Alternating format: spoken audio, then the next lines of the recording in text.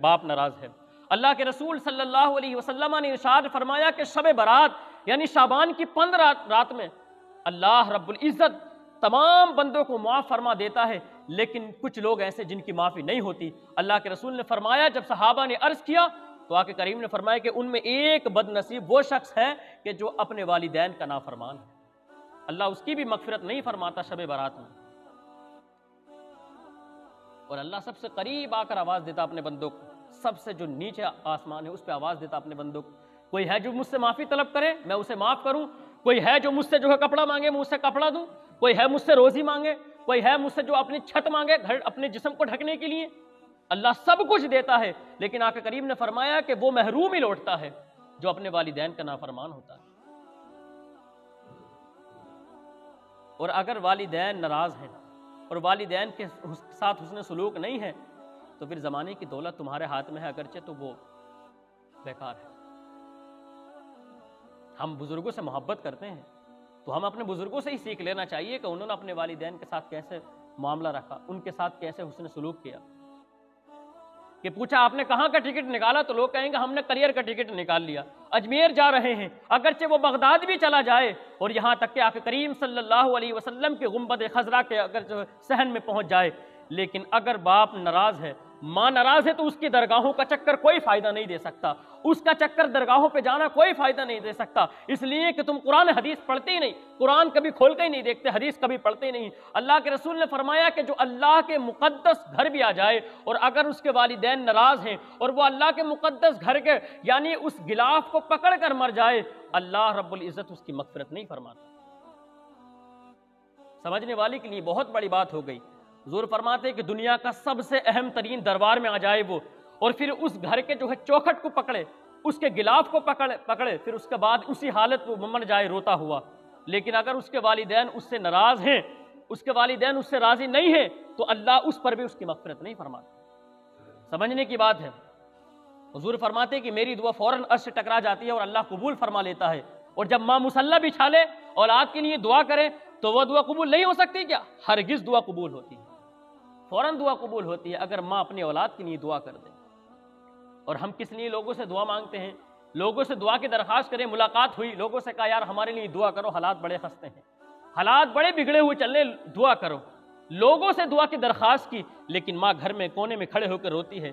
बेटे की तकलीफों से, बेटे का जो जख्म दिया हुआ दिल पे, उस जख्म को लेकर माँ कोने में खड़े होकर रोती है। और फिर तुम ज़माने से दुआ मांगते हो, अगर ज़माने भर तुम्हारे लिए दुआ कर दे, हुजूर फरमाते मैं उसके लिए दुआ कर दूं, अगर उसका बाप माँ नाराज़ है तो मेरी दुआ उसका हक में कोई फ़ायदा नहीं दे सकती।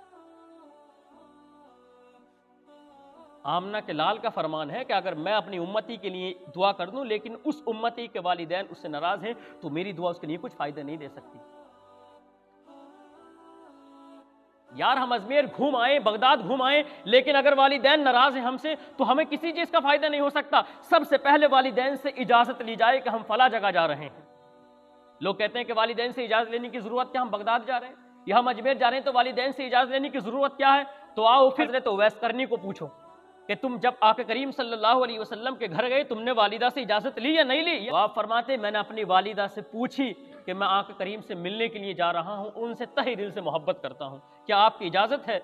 वालिदा की बात सुनकर चले तो गए, लेकिन जब आका करीम सल्लल्लाहु अलैहि वसल्लम के घर पहुंचे, देखा कि हुजूर मौजूद नहीं है, फौरन वापस हुए। लेकिन घर वालों ने रोका कि आका करीम आते होंगे, आपकी मुलाकात भी हो जाएगी। कहा कि वालिदा को आंखों से नहीं दिखता, वालिदा को कानों से नहीं सुन सकती, लेकिन वालिदा ने सिर्फ इतनी ही मोहलत दी है कि बेटा जाना और फौरन वापस आ जाना। लेकिन वालिदा के हुक्म की इतनी तकमील की कि फौरन गए और जाने के बाद वापस आ गए। और अगर इंतजार भी तो कर सकते थे, सैयदुल अंबिया इमामुल अंबिया का इंतजार ना करें तो फिर किसका इंतजार करें? लेकिन उन्हें मालूम था अल्लाह के वली की निगाहें बहुत तेज होती हैं, बड़ी बारीकी से देख लेते हैं। और ये बात हकीकी, जब किसी आलिम की बारगाह में जाओ तो फिर अपनी जुबान के अल्फाज संभाल कर निकालो, क्योंकि वो तुम्हारे अल्फाजों को कैच करता है। लेकिन जब तुम बुजुर्गान दीन की बारगाह में जाओ तो दिल को संभाल कर रखना। अगर तुम्हारे दिल के अंदर जर्रा बराबर भी मैल है तो उसको पहचान लेते हैं। आया तो है, लेकिन हकीकत में वालिदैन का फरमाबरदार है या नाफरमान है? हमारा अकीदा है, हमारा अकीदा और हमारा ईमान और हमारा एतिकाद और एतिमाद है ये कि बुजुर्गान दीन की निगाहें दिल के अंदर तक का देखती हैं। अल्लाह रब्बुल इज़्ज़त ने उन्हें वो कुव्वत और वो ताकत बख्शी है तो वो देखती हैं उनकी निगाहें। तो फिर अगर वालिदैन के साथ हुस्न सलूक करो तब मज़ारात पे आना। लेकिन अगर तुम यहाँ पर हज़ारों चादरें चढ़ा दो और पूरी जो है कटोरा लाकर जो है यहाँ चढ़ाओ फूल, लेकिन अगर वालिदैन तुमसे नाराज़ हैं तो हरगिज़ तुम्हें रज़ा नहीं मिल सकती बुजुर्गान दीन की। ऐसे हमारे बुजुर्गान दीन ने बड़ी मंजिल को तय नहीं किया है कि सिर्फ जो है आज बड़े बड़े मज़ारात पे हम मेले लगाते हैं, उनके पास आते हैं, वो किसी के पास नहीं जाते, हम उनके पास जाते हैं। मालूम है क्यों जाते हैं? सबको मालूम है उन्होंने अल्लाह के हुक्म को भी माना, उसके रसूल के हुक्म भी माना और हर कदम पे माँ के साथ वालिदैन के साथ हुस्न सलूक किया। तभी तो ज़माना जाकर पहुँचता उनके पास और उनका वसीला तलाश करता है। और कुरान ने भी कहा, या अय्युहल्लज़ीना आमनुत्तकुल्लाह वब्तगू इलैहिल वसीला, लोगो अल्लाह से भी डरो अगर तुम ईमान वाले हो, फिर उसके साथ साथ एक वसीला ऐसा तलाश कर लो जो तुम्हारे क़यामत के दिन साथ दे। अब वो वसीला कुरान का इशारा है, वो है अच्छे और नेक और परहेज़गार नेक बुजुर्गानी दीन है, उनका वसीला है।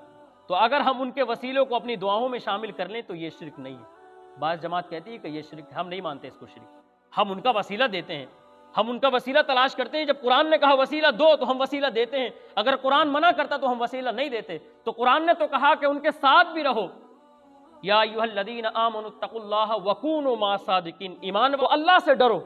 और फिर फरमाया कि वकूनू मास्सादिकीन, तुम सच्चे और पक्के जो मेरे औलिया हैं उनके साथ हो जाओ।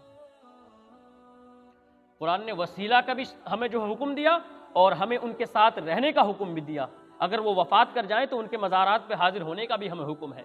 लेकिन ये सबसे अहम बात है कि अगर वालिदैन नाराज़ हैं, बेटा अगरचे जमात में गया हुआ है, परहेजगारी में लगा हुआ है, रात और दिन मस्जिद के अंदर उसकी पेशानी रखी रहती है, और अगर वालिदैन उससे नाराज़ हैं तो फिर उसकी इबादत किसी काम की नहीं है। ज़माना हमसे रूठ जाए हमें कोई फिक्र नहीं है, लेकिन वालिदैन हमसे राज़ी हो जाएं, ये बात अपने दिल को अंदर उतारें।